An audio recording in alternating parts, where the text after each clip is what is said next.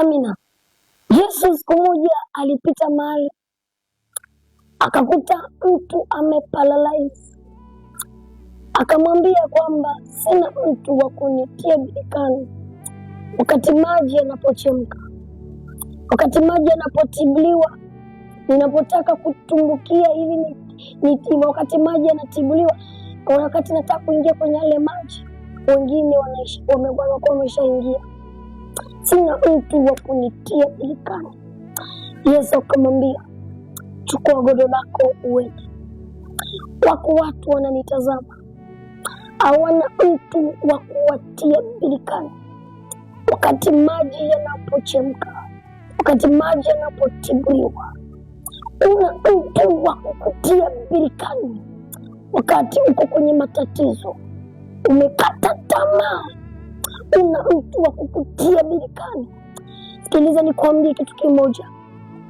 Yuko Yesu ambaye nimemleta kwako leo, ambaye yeye ni zaidi ya birika, ambaye yeye ni zaidi ya yale maji. Sikiliza nikwambie kitu kimoja. Wako watu wamekata tamaa, wako watu wamekosa misaada, wako watu wanatamani kutoka pale walipo. Wengine wapo kwenye huduma zao zimefungwa, hawana watu wa kuwatoa wawatie katika birika. Yaani huna mtu wa kukutoa utoke hiyo hatua ulipo uende hatua nyingine, huna mtu wa kukutia birikani.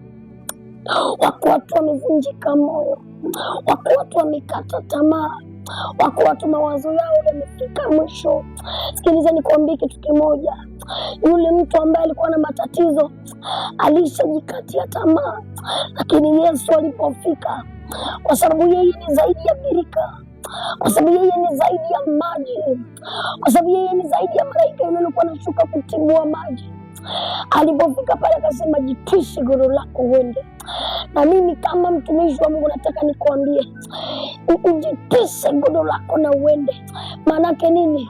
Mungu akutoe kwenye matatizo ambapo umekwama, Mungu akutoe ambapo umeshindwa kutoka, Mungu akuvusha ambapo umeshindwa kuvuka. Sikiliza nikwambie kitu kimoja. Kuna wengine wameferi, figo zao zimeferi.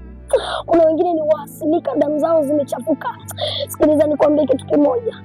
Mungu aliyemuumba Mjapani anatengeneza pikipiki kiharibika nayo spare nyingine. Hata wewe Mungu aliyekuumba naye spare nyingine, damu yako imechafuka nayo nyingine. Kazini kwako unachukiwa, unafukuzwa, nayo ana uwezo wa kutengeneza. Mtoto wako ni kilema, Mungu anaweza kumpa miguu mipya, anaweza kukupa macho mapya. Yeye ni zaidi ya birika. Kuna hatua ambayo unataka ufike, alafu shetani anakukwamisha. Sikiliza nikwambie kitu moja. Yule mtu ambaye alikuwa na matatizo, kuna hatua ambayo alikuwa anataka afike, yani alikuwa anataka atoe miguu pale alipo aweze kuingia kwenye birikani, akiamini kwenye birika kuna uzima, akiamini nikiingia kwenye birika. Lakini kila alipokuwa anataka kuingia anakuta watu wameshaingia. Inawezekana umehangaika kwa manabii ili uweze kuingia kwenye birika la uzima, ili uweze kuingia kwenye uponyaji, lakini unakuta matatizo yako pale pale. Umeenda kwa waganga, umeenda kwa manabii, umeenda kwenye mizimu ili upate kuolewa, lakini imeshindikana. Nataka nikwambie, Yesu leo amekuja kwako, anataka kutoa hapa ulipo, anataka kutoa wewe na watoto wako, anataka kutoa na familia yako. Mungu akubariki sana. Amina.